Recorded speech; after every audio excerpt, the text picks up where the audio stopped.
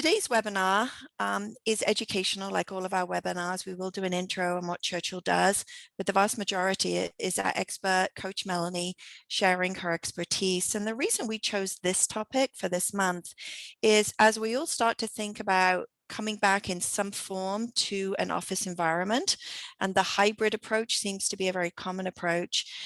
We're hearing from a lot of clients that they have new team members, they've hired people, they've had limited ability to onboard people. And so team members don't know each other. Managers have hired new people and not had a chance to get to know them well. So they're looking for ways between now and during the comeback to effectively, swiftly bond and engage teams so that they're productive, so that they can adapt to the new environment, but also so they can get to know each other and build psychological safety and learn how to collaborate. So this is like a perfect sort of webinar for those type of problems. So that's why we chose this topic today. So what we're going to start to do is ask you to talk to us by the chat and take a look at this slide and see which of these, A, B, C, or D, you can do multiple, are internal challenges that are impacting your company the most right now. What are you seeing? So take a moment and just type the letters in the chat. No right or wrong, just want to get a feel of the audience.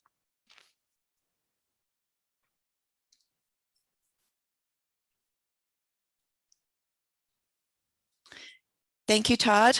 We need to increase how effective we are as the number of people we serve grows. That's great. More people growing, more customers, more people you're serving. That's a fabulous problem to have, right? We just need to bring our teams up to speed.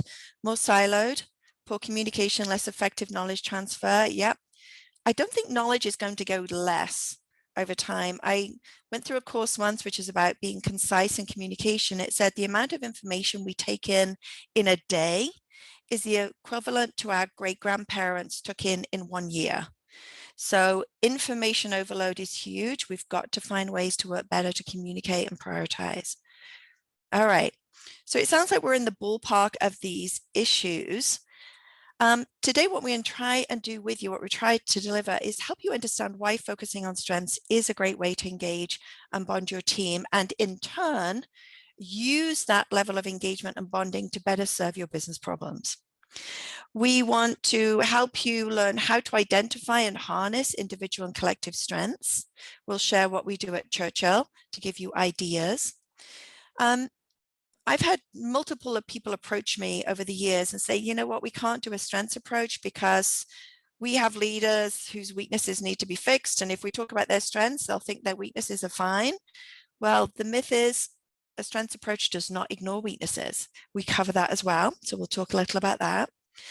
And then we'll talk about exploring how you can become a proactive contributor of a powerhouse team, whether that's your HR team, your team, teams you're responsible for, and how then you can get the best out of your team overall.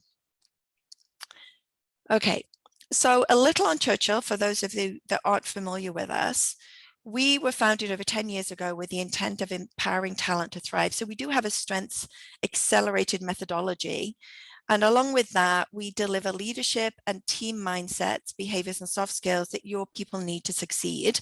It's the soft skill space that we're in. We deliver it through coaching and learning journeys. We choose learning journeys so that we don't forget and go back to old habits with lots and lots of practice that's relevant to your audience. And we use this strengths approach because, to be honest, only 20% of us are using our strengths every day at work today. So there's so much natural talent untapped that we can bring to the forefront to increase engagement, growth, and performance. Here are 400 coaches around the world. The pins don't represent a coach, they represent teams of coaches to give you a sense that we're a global organization to scale with you. Snapshot of our diversity of coaches. We deliver coaching, training, and consulting. And these are our 4 signature solutions: the one-on-one coaching for executives and up-and-coming leaders, leaders in transition, team coaching, which is one of the solutions today, Leader as great coach, where we help you build a coaching culture and capability internally. So coaching really is your leadership strategy. And manager effectiveness, to raise the skill set of your leaders. All delivered globally, in person, remotely, or a blend. Snapshot of some of our clients, and then we'll get into the meat of this. My role now is to run the company. I'm a coach in many different formats, many different certifications, but really I'm on the hook to grow and run the business. More importantly, let's hear more about Coach Melanie. Yeah. Oh my gosh, thanks. I have really enjoyed working with you, Jane, and we've been working together for quite some time, and I've been doing strengths for quite some time, and I actually work in a lot of different team modalities. But I have to say, during the pandemic and post-pandemic, strengths has kind of crept up as one of the modalities that seems to resonate with people more.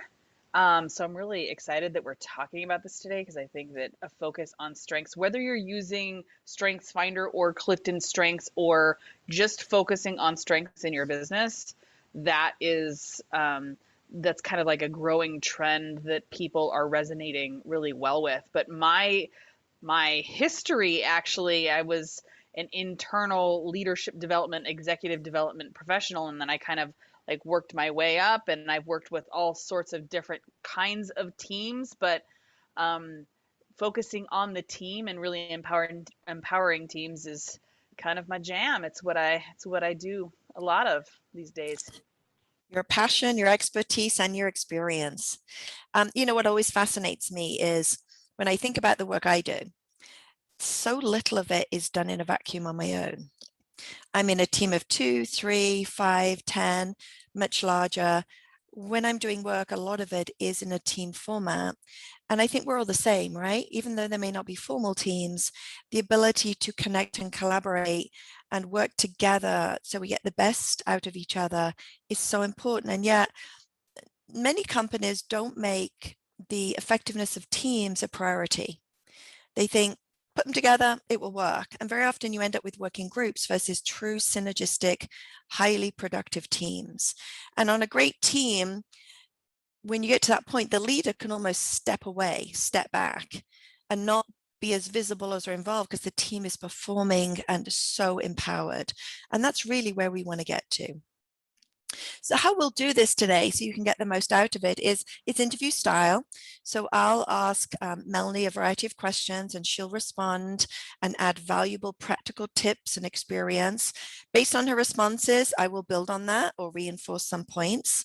We will use polls occasionally. Use chat to answer your questions as we go. I'll keep an eye on chat, and we'll also open up the audio for you to talk later if you want to ask questions in person. If you want to talk sooner, we just do it for background noise.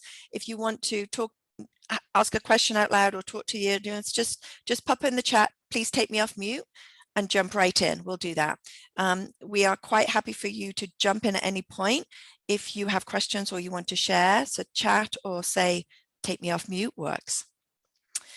Okay, so let's jump into the meat. The first question, Melanie, why is focusing on strengths a great way to engage and bond a team? This is a great question because I think, especially right now, when we look at what's happening within our teams, all of us have been disconnected for so long. We really need something that's affirming and positive. We need development opportunities that make us feel cohesed, brought together, make us feel like a unified front. Um, the the methodologies that focus on what's wrong with us or closing gaps or identifying where our performance deficiencies are, not only do those not feel good, they feel less productive right now because folks want to take okay and make it great. And in order to do that in the virtual environment or as we're in constant shift, moving back into offices and then moving back into our homes. I mean, we're all kind of shifting back and forth. We need a more positive affirming approach to coming together and being a unified front. And so a strengths focus kind of helps us look at what's right with us, and we focus less on what's wrong with us. And not only does that feel good, but from my experience, especially during the pandemic, I think there's more ROI in that. What do you think, Jane? What do you think? Yeah. Yeah, and I think it's right? We have plenty of times in our career, in our work life, where we're focused on what's wrong with us. We've all probably all been through those performance discussions where you've done this well, this well, this well this year. Let's focus on this weakness. And so I just want to bit to clarify the context of that for our audience in that we're all expected to keep growing, right? Never a year should go by where you and your team members don't grow. That might be a weakness, but also there's so much opportunity to scale and expand what we're doing right.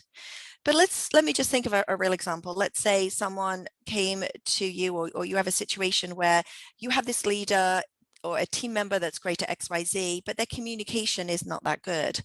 And you really can't let them off the hook for that.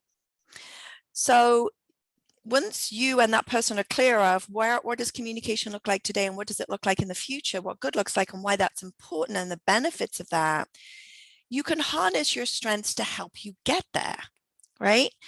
Strengths is a developmental tool. We grow most in areas where we have natural talent, which we are told by our strengths results, but you actually can use those to help you fill that gap if that gap needs to be filled, right? So it's what we need right now because of where we are in the world. It's a very practical approach.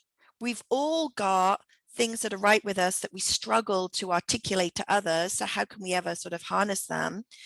And it also can be used if we need to increase in an area that's critical for our job. How Yeah, would you and those respond to areas, that?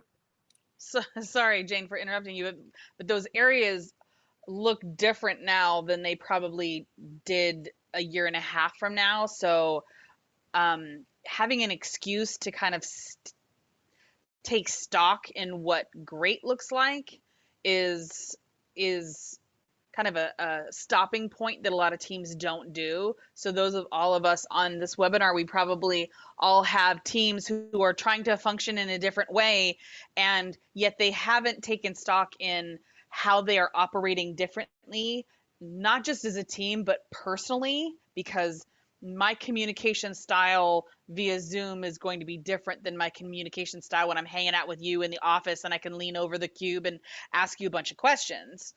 Um, and my needs are going to be different, and how I approach you is going to be different, and how I expect you approach me is going to be different. So just taking a moment, whether you're using Clifton strengths or not, like I said before, taking a moment to identifying what our true gifts are and what we're bringing to the table, and just kind of clearing the slate and re-exploring that idea not only feels good for people, but it is necessary. It's critical to business success from my experience. Yeah. And I think humans are what we have on teams, right? Humans are what we lead. That's what we need right now. And it's interesting, Totally. as I heard you say that is like what I need to communicate, what I need to know, how you need to communicate. One of the things that I'll definitely be doing with some teams is as you transition to a hybrid way of working, how can your collective strengths help you do that?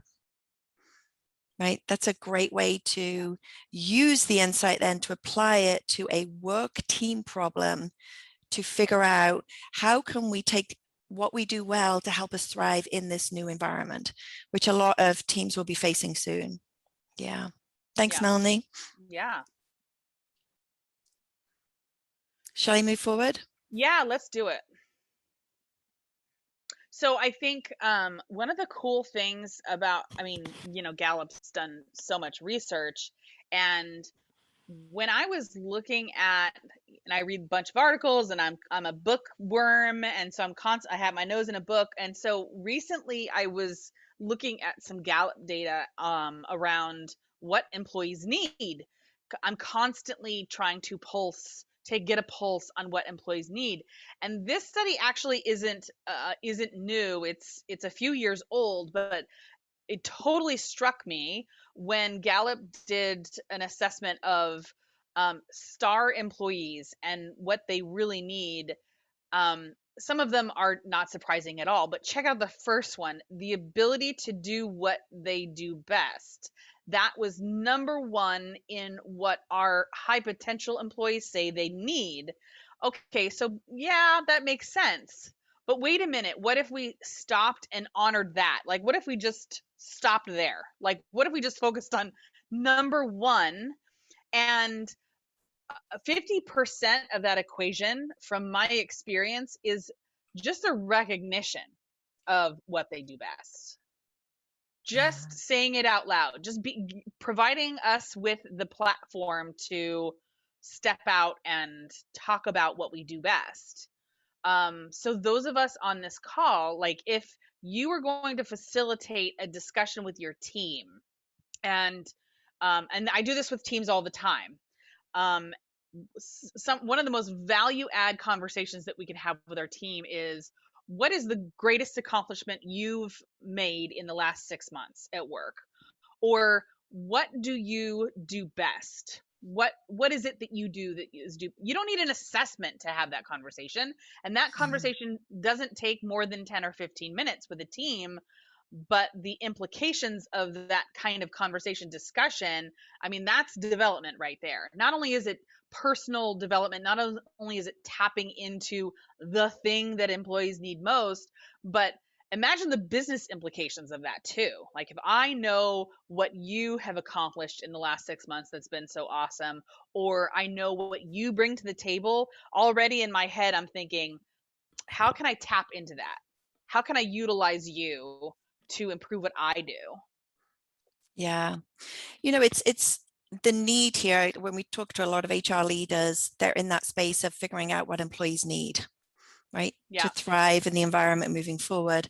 So I think a lot of companies are in that space, or they've collected that data, or they know they need to. And I think even a couple of these questions can be a big part of collecting that data. They're concrete tips of what to ask. And so, like, I'm a very practical and then maximizes my number one strength. So there's so much power in this first one to get people to articulate what they're good at, because people take what they're good at for granted. And so they don't think of offering it up more. But if you're trying to scale the success of a team, which is a big reason for doing teamwork, you want people to understand what they're really good at. And we cannot assume they know that. So getting them to think and articulate and almost coach them to say, okay, what is it makes you good at this? How are you different from other people? What specifically did you do? How was that effect? What did you need to be able to do that effectively? Like, build those questions and, like, how could you do more of this? Yeah. Where do we need more of this? Helps you then plan around how you can get the best of them moving forward. So it's like, it's such a win-win when you understand what people need to thrive and get them to talk about what's right with them and their best work, because you get more of it. Yeah. And I urge organizations that I work with to add that conversation to performance review discussions too, because even one to one, that's a powerful discussion. And how is what you do best, how will that lend to where we're going in the future? Yeah. And me partnering with you on visioning what that looks like. It's really powerful. Yeah, exactly.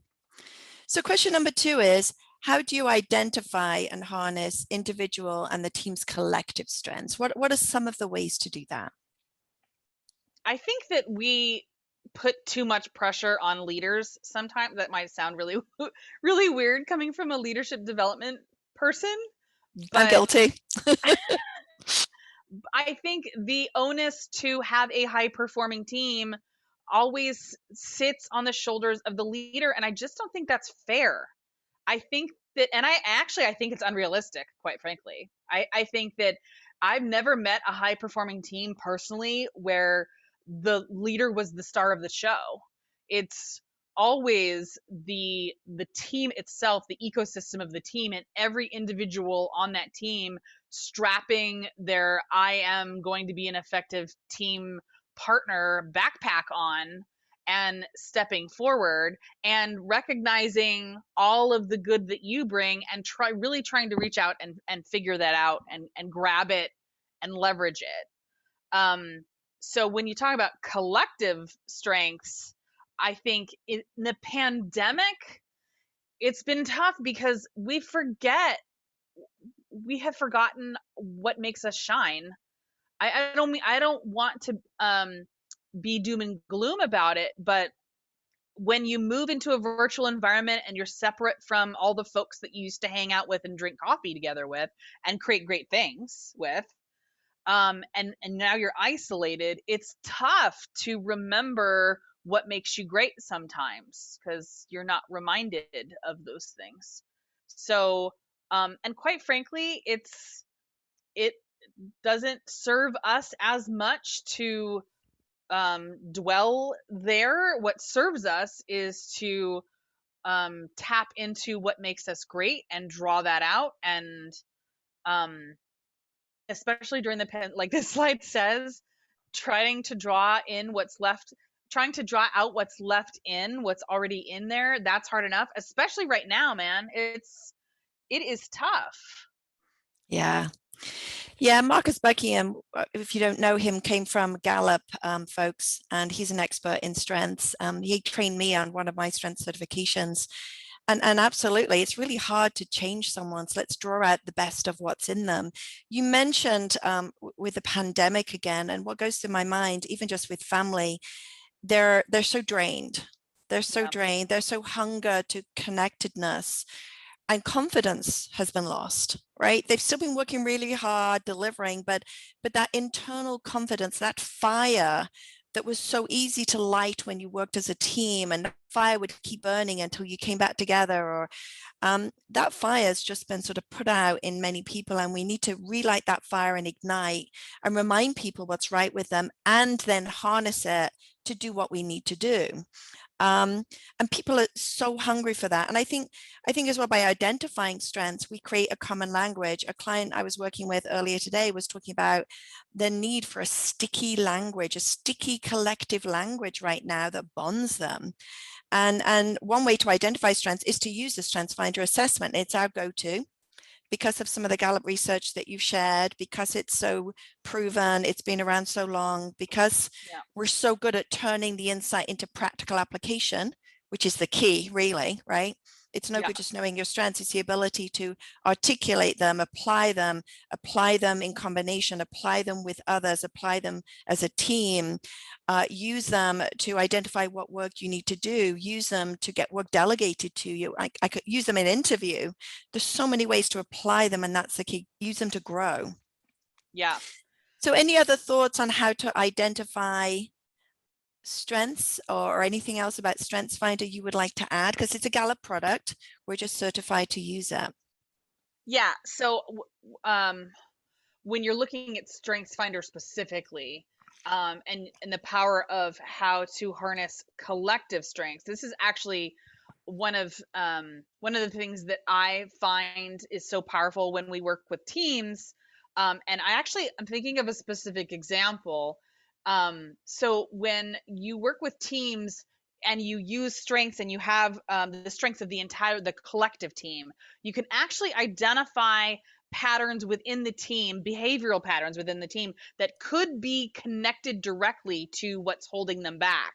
So, like, move to the next slide. This is actually an example. I gave you an example of a team that I actually worked with. This is a team of 16 engineers. It's one of our clients, and if you don't, so out of all of the 16 folks, 10 of them had achiever, 8 of them had analytical, et cetera, et cetera. And if you don't know what those mean, that's cool. You don't need to know what those mean to kind of get the gist of the power of taking collective strengths and assessing them. So through my analysis of looking at the collective strengths of the entire group, I could make a couple of assumptions. I could make the assumption, all right, I know that you guys are hardworking. I know that you love to solve complex problems. I know that you guys are really great at asking questions and diving in deep into the problems and digging in and getting in the dirt. And of course, that those kind of insights weren't really groundbreaking for them. Like they know that about themselves. But move to the last bullet. And this is where this particular group, I think, really had the most value add conversation. We spent time digging into the insight that these folks probably have a really deep need for more connection and access to information. However, their style tells me that they probably aren't actively proactive in seeking out information. Like they don't act, their style may not be the type, they might not be the kind of group that stretches across the aisle and asks for information or seeks it out. So what that lends to is silos and discontent. Like I'm sitting here thinking, I wish I knew more, I wish I had more information, I wish Joe would tell me what they're doing over there. But I'm not going to raise my hand or pick up the phone and call Joe and ask Joe. I'm just going to expect Joe to tell me. And that for this team, huge ahas. So then they said, okay, Mel, what do we do with that? And my answer was, okay, first of all, we're not going to try to be someone we're not. That's not what Strengths is about. That's one of the cool things about Strengths. We're just going to accept the beauty of who we are, and we're going to identify an area of opportunity, and we're going to build infrastructure where we know we might not raise our hand and reach out and call Joe. We're going to develop a communication mechanism that will help make sure that those communication lines stay free and open, and Joe can automatically easily share with me what's going on in his camp. So I feel like I do have access to Joe without trying too hard. That's what we did with this team. And I think Strengths is great for self-reflection and self-development, absolutely. But when you transcend past that and you look at the implications of using it with a larger team, the potential impact that you can have on how the team operates by recognizing what we're great at and then what we need that we might not be fulfilling with our styles, like that's where some of the greatest impact that I've found, especially after the post pandemic, when you see these big communication holes and you just don't understand why it's happening. That's where I think Strengths I've seen it have some of the big impact that I've seen. What I love here, there's a blend of recognizing who we are and how we've been successful, diagnosing what we might be challenged with and what's actually going on, which these communication holes have obviously increased tremendously since we've been working from home. It sounded like this was extremely practical in terms of, and when we know engineering minds, science minds, they want practicality, they want the sort of science behind it, the proof source behind it, and a way or structure to move forward.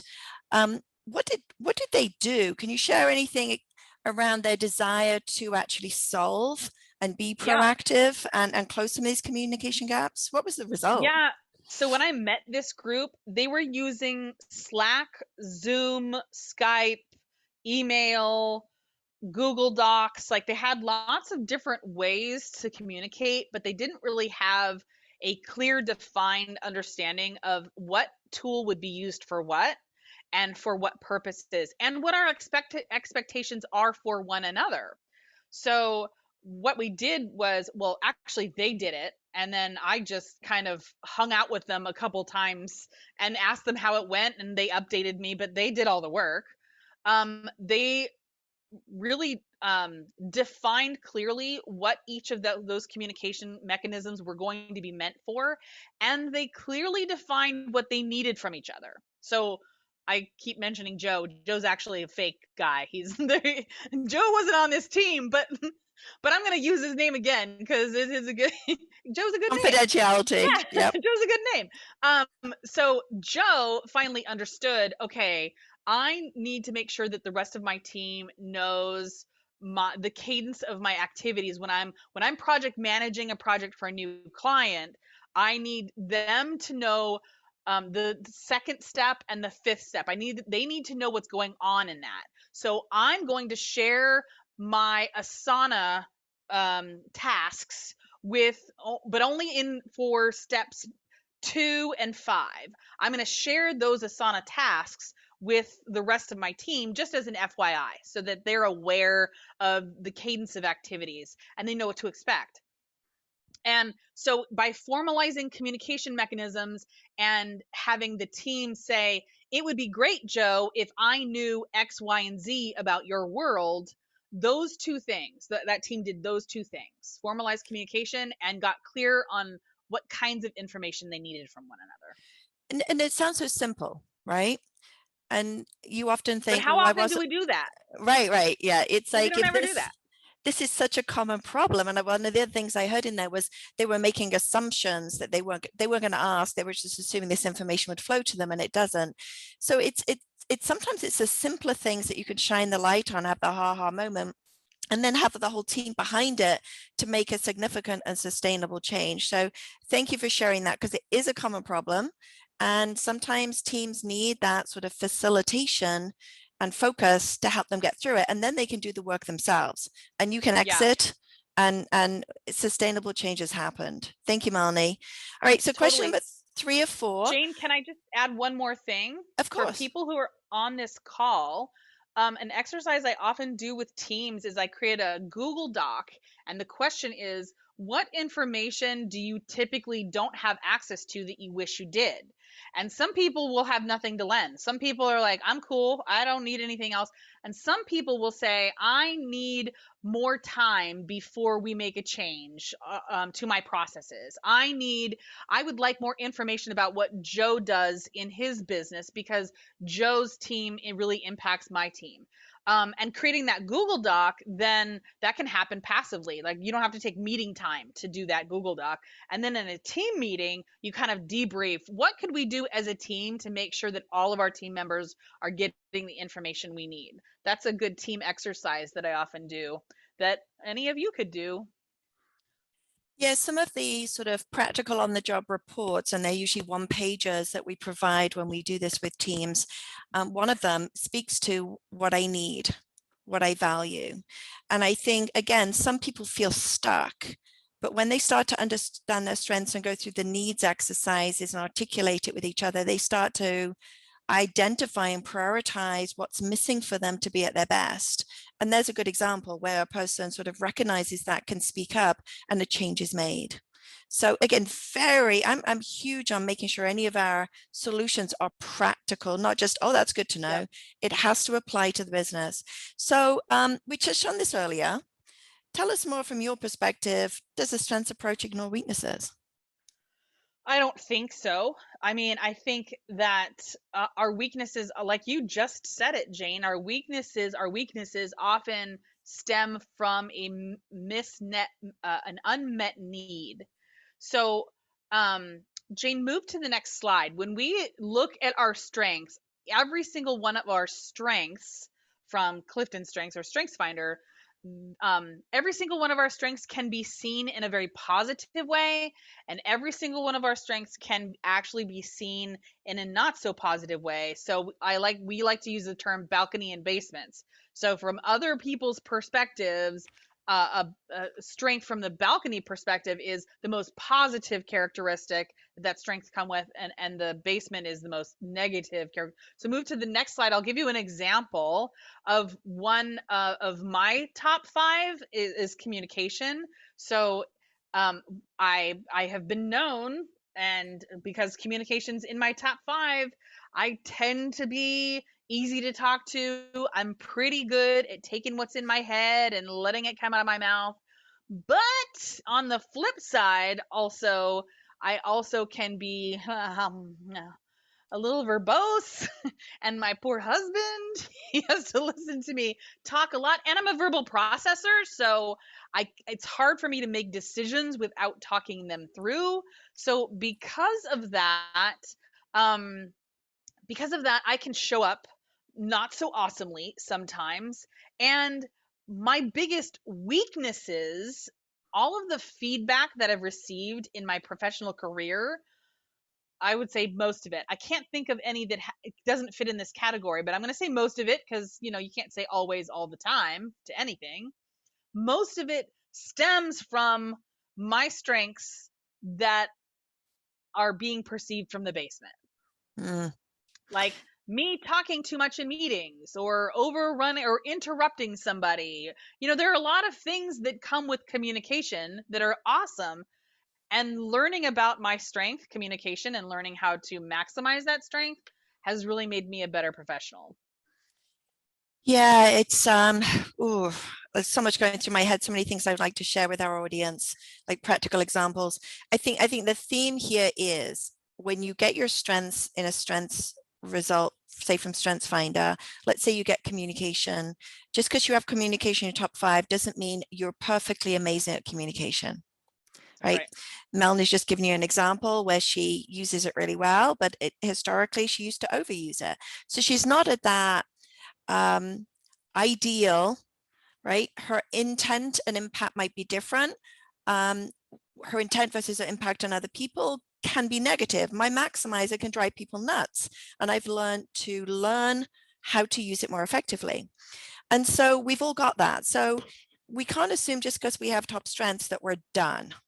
We use at Churchill Strengths Finder because it's a developmental tool, and it's why we use it in programs, manager effectiveness, leadership programs, because whenever we're learning a topic, how to communicate better, how to influence better, how to make better decisions, we then look through a lens of our strengths to help us what might be getting in our way and what might empower us, right?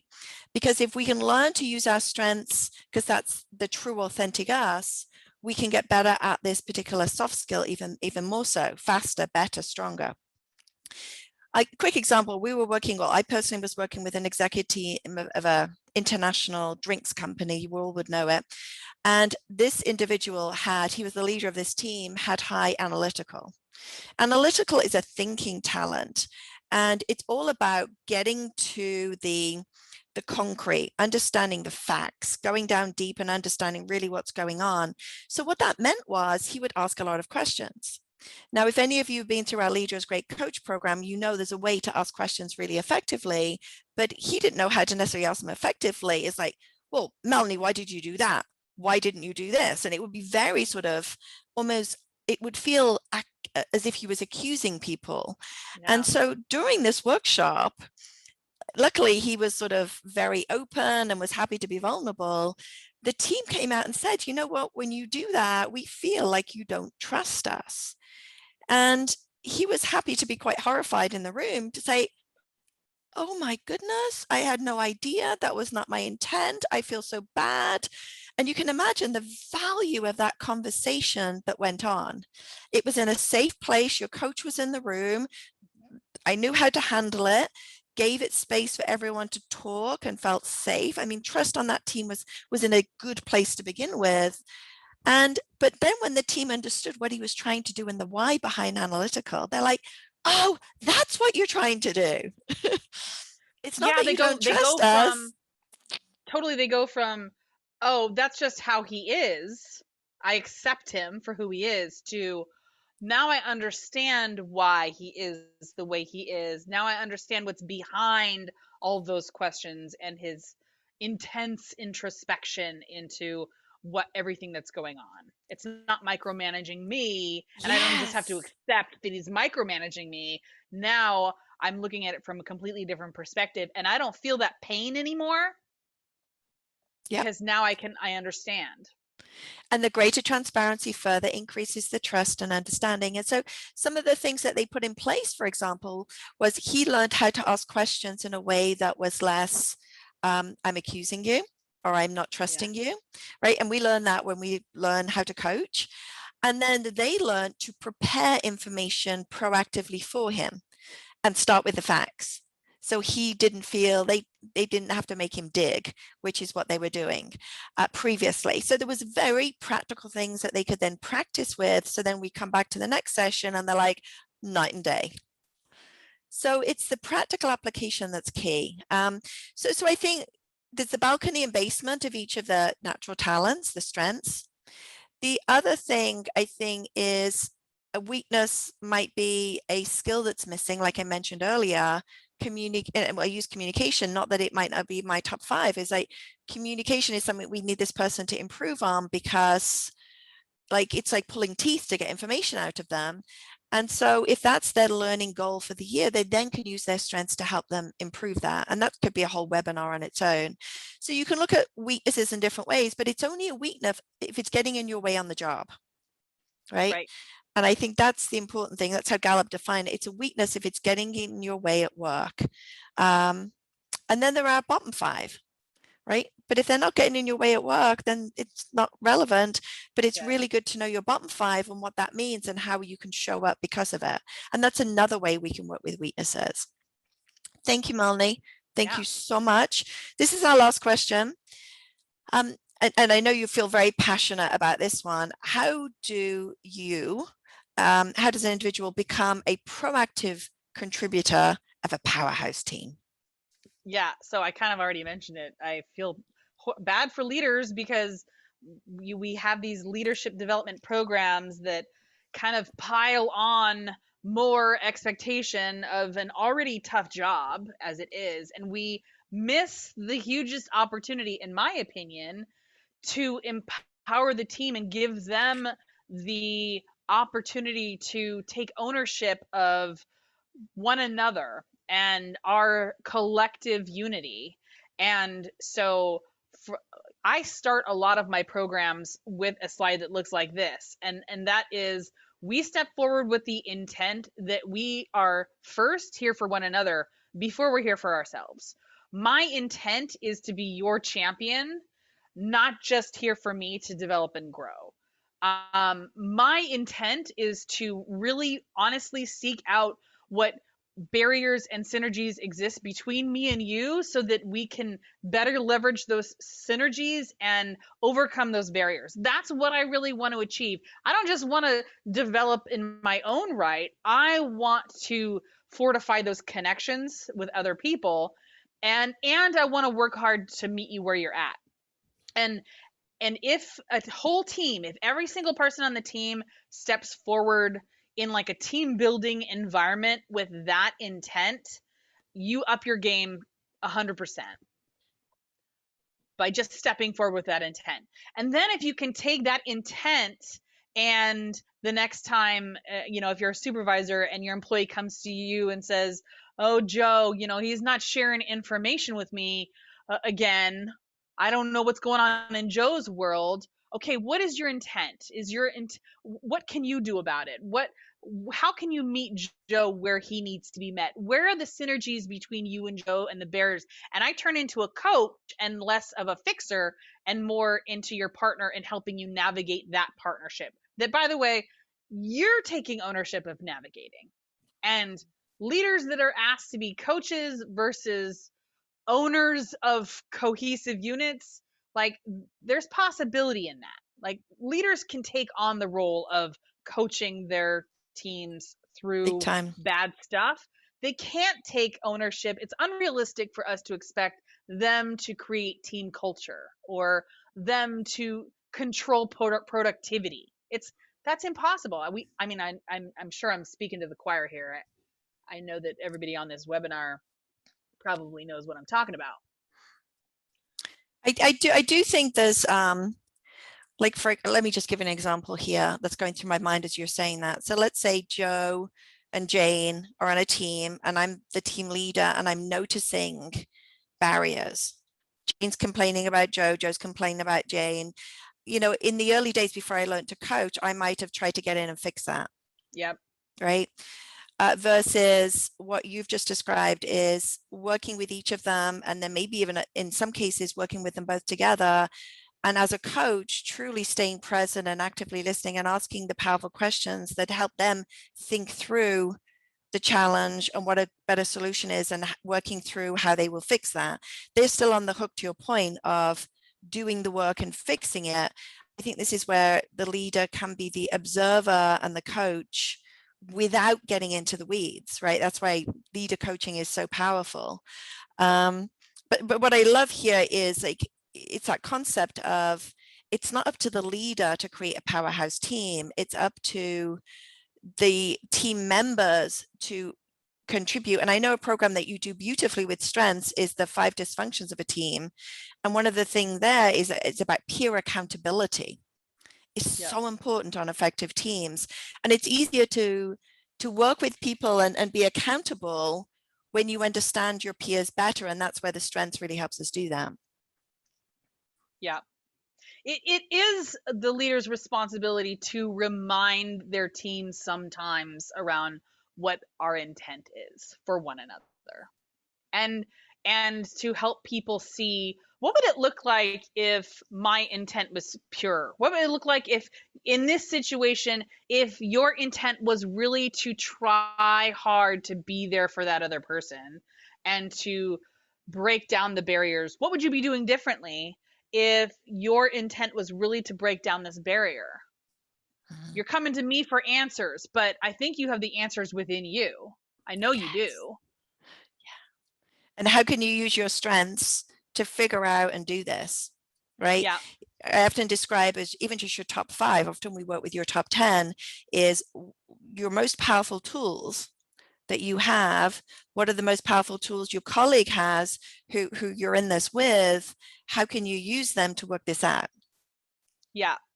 And if I'm your leader, I'm asking different questions. So if I know you have high deliberative, I might be asking, what are the steps that you're going to use to approach this person? If you have high empathy, I might be asking you, what do you think the person's feeling right now? What do you think they're going through? If you have high relator, I might be asking you, what can you do to bond with that person and connect with that person on a personal level? Let's not worry about the technical problems you're facing. Let's look at the relationship. How can you build trust with that person? Yes. Yeah. I love that you say that, because so often when we do the Leaders Great Coach program, we add strengths at the end as an accelerator. And there's a really good example why. Because when people then know that a leader knows their team strengths, they can tailor their coaching questions and what they look for and what they recognize based on the uniqueness of that person based on their strengths. It's so powerful. Okay, I'm going to move us forward because we're coming to the end here. I'm going to launch a poll if we still have time. If I can do it here. Polling. Launch poll. And see from our audience, and we have a smaller audience today compared to who signed up.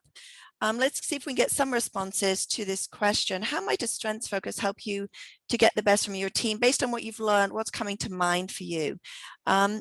I may have set this up thinking that you can choose one or multiple, but if there's anything that you'd like to share that you can't choose in the poll, then by all means type it into the chat.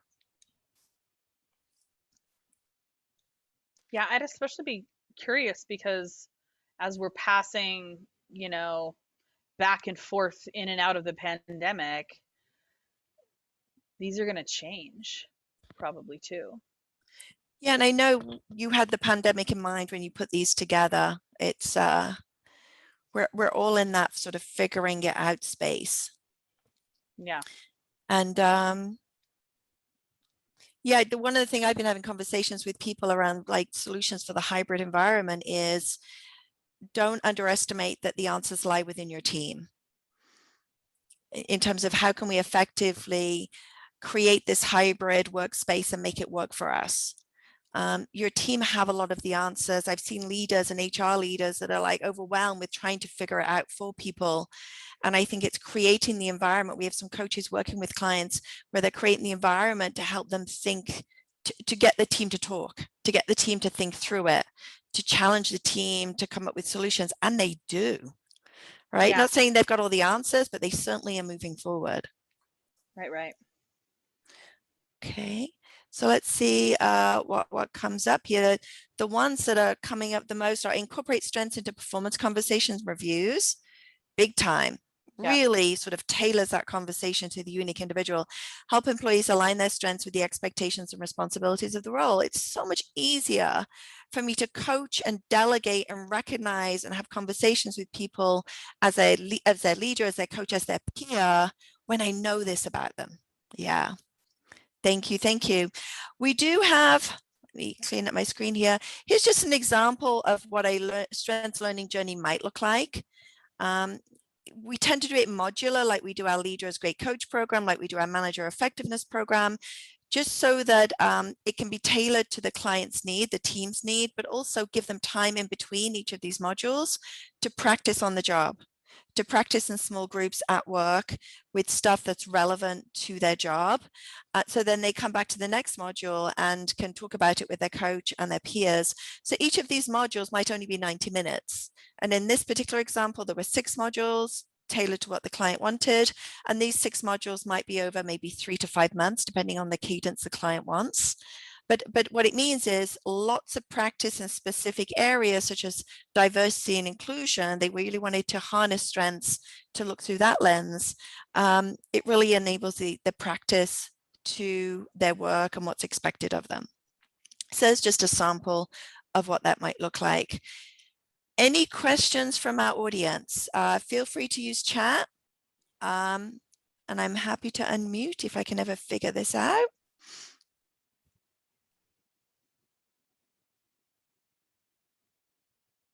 Yeah, what questions do you guys have?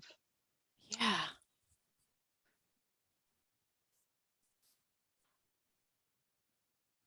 I can't unmute on mass, so pop your question in the chat, and then we'll unmute that individual.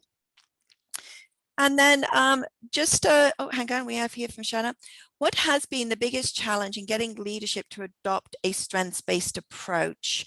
I'll leave you to go first. I have something I'll share.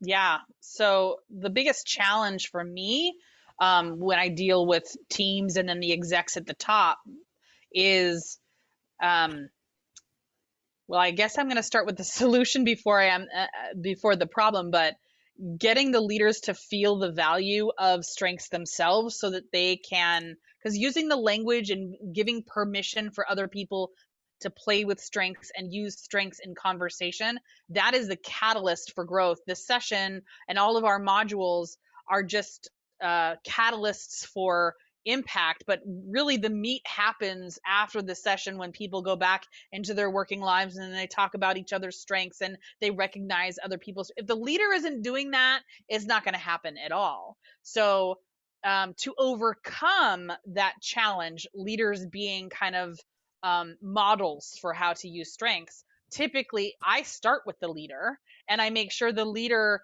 either I do an individualized coaching session with the leader so that they can feel and see the impact of understanding their own strengths, and they have a command of what their own strengths mean and how they contribute to their success and what some of their barriers might be because of their strengths. I make sure that the leader is well versed in that before we move on to the team.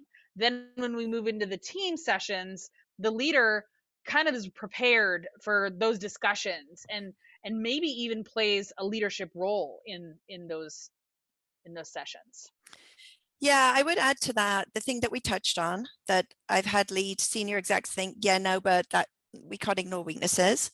So it's helping them get over their assumptions and understand that it doesn't ignore weaknesses. It absolutely is a developmental tool. It's an accelerator for people to grow, including areas that they need to expand on or learn. The second is maybe they've done StrengthsFinder in the past, but it didn't go anywhere, right? I can't tell you how many people that will say to me, I love StrengthsFinder. And I'll say, hey, what's your top 5? And they're like, right? I'm like, that drives me nuts. They haven't been through a program that really helps them apply their strengths to business outcomes. So I definitely would have that conversation with a leader. What do you know about strengths? I would go into coach mode and ask leaders what they know and see where they're coming from and what assumptions they're making, and really find out what's going on there. And what we've done with some companies is, if they do have questions, bring one of us in to talk to them around the myths of strengths and share case studies. We've got case studies we can share with you to help them understand it, and reinforcing The what impact, Melanie said, yeah. let them feel it with a real example where they can use their strengths to overcome a problem. And then they're like, oh, I get this now. Let's do this. Yeah. Start with the business outcomes. Yeah. And what you're trying to achieve, and then aligning some of the activities that we do with organizations to help them see the value in amplifying your strengths to get to those business outcomes. Yeah. We've got a minute left. Melanie has kindly offered that if any of you want 30 minutes with her to explore a particular problem where you think strengths might be a great approach as a solution, or learn more about strengths, you can have that 30 minutes complimentary with her and really pick Yeah. her brain. So if you want that, follow up in an email to us or pop in, my email's on the screen, most of you know it, or pop in the chat, meet with Mel, and we'll know who said it and we'll follow up and make that happen with you. August or maybe late August into September, we're going to try and do a webinar, maybe a panel on practical best practices in working in a hybrid environment. That seems to be the topic right now. So look out for that. We're working on making that happen. And overall, to you all, thank you for joining us. And for those that couldn't join, they'll get a copy of this. You will get a copy of the recording if you want to share it with colleagues. Take care, everyone. Thank you. And Yeah. yeah, thank you, Mel. Thank you so much for sharing your expertise, and we'll speak soon. Bye-bye. Take care.